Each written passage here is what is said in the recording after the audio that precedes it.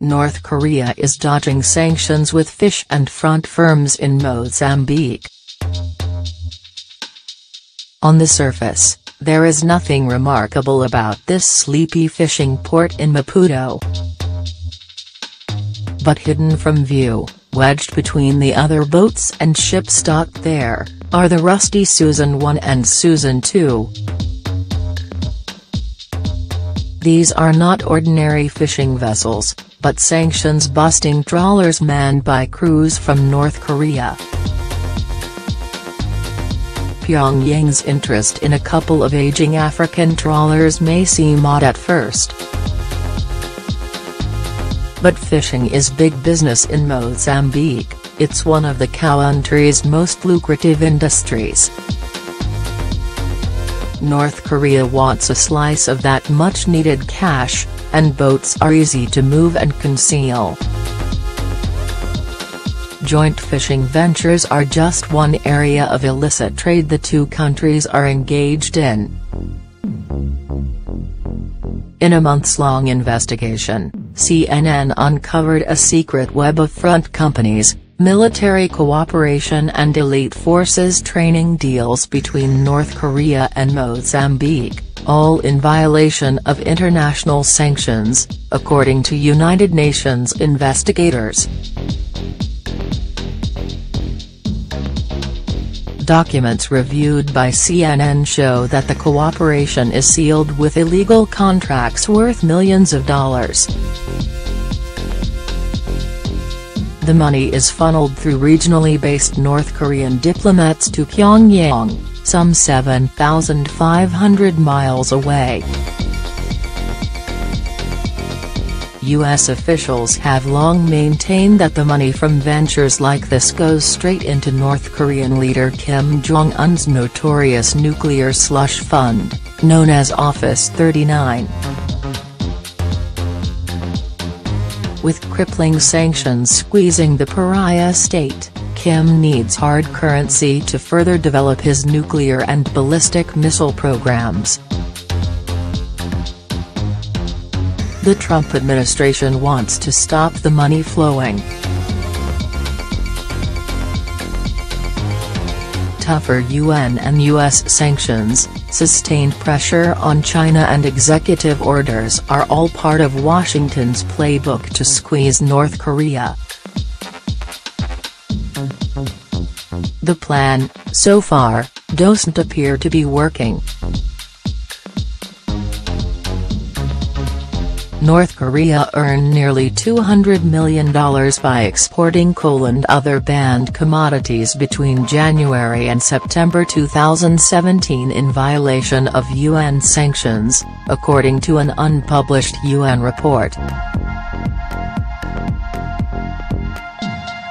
The report, sections of which have been obtained by CNN, found that North Korea is already flouting the most recent resolutions by exploiting global oil supply chains, complicit foreign nationals, offshore company registries and the international banking system.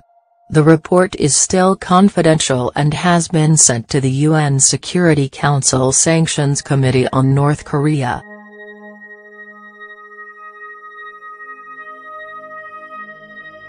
Radars and Rangers. CNN gained access to official communications between the Mozambican military leadership and North Korean representatives.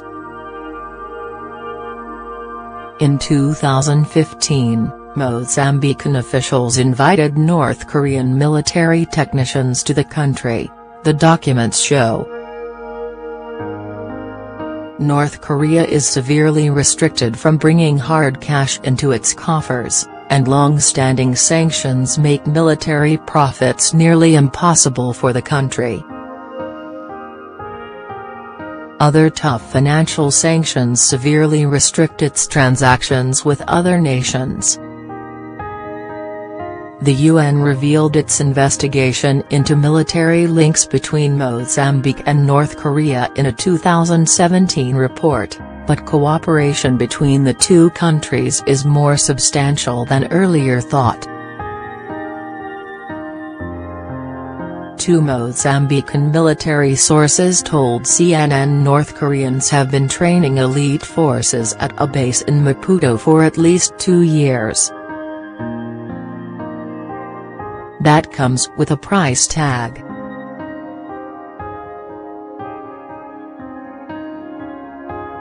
Hugh Griffiths, chief investigator of the UN panel of experts, listed a number of military activities between the countries, all of which have been banned under sanctions since 2006.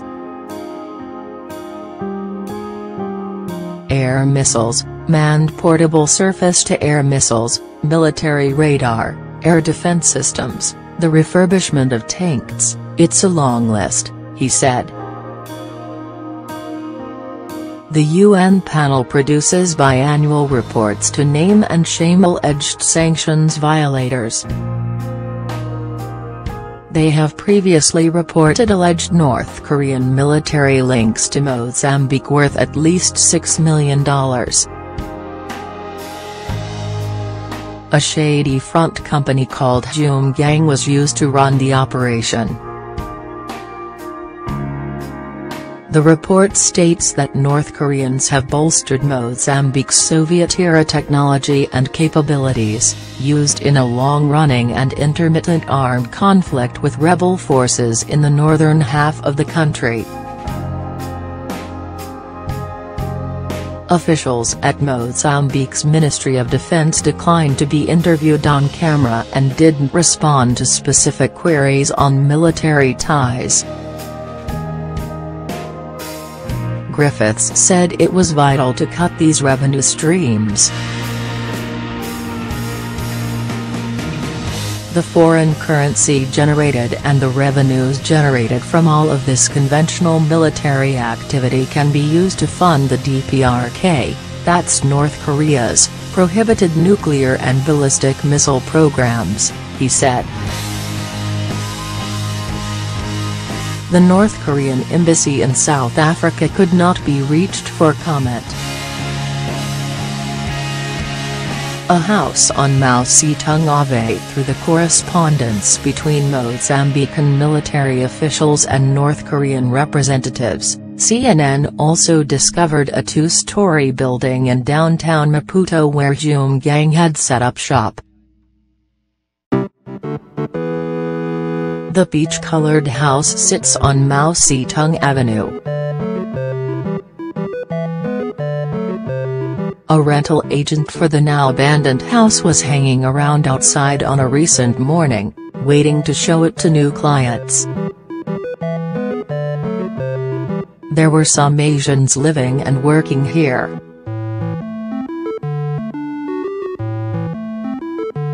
They left 3 or 4 months ago, he said, adding that they left because they couldn't afford the rent. Nobody knows where they went.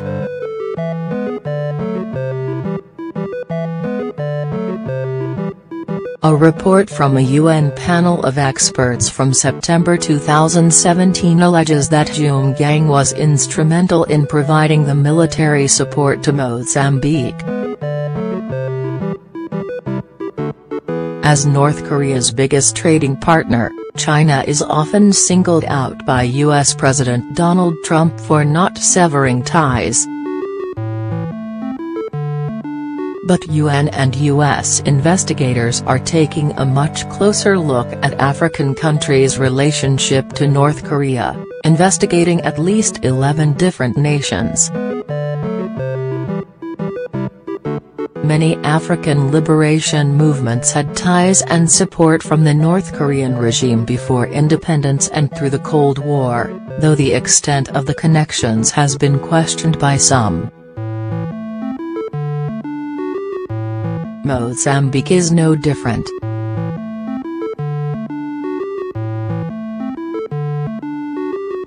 Every day around Maputo's main traffic circle, yellow and green taxis skirt a North Korean-made bronze statue of Samora Machel, Mozambique's founding president. One hand points to the sky, the other is hitched to a military belt.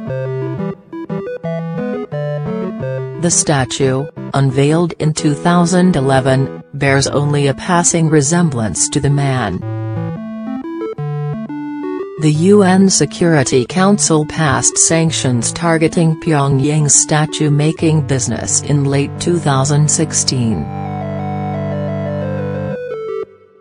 Just a couple of miles away, a leafy road in the city still bears the name Kim Il-sung Avenue, after North Korea's founding dictator.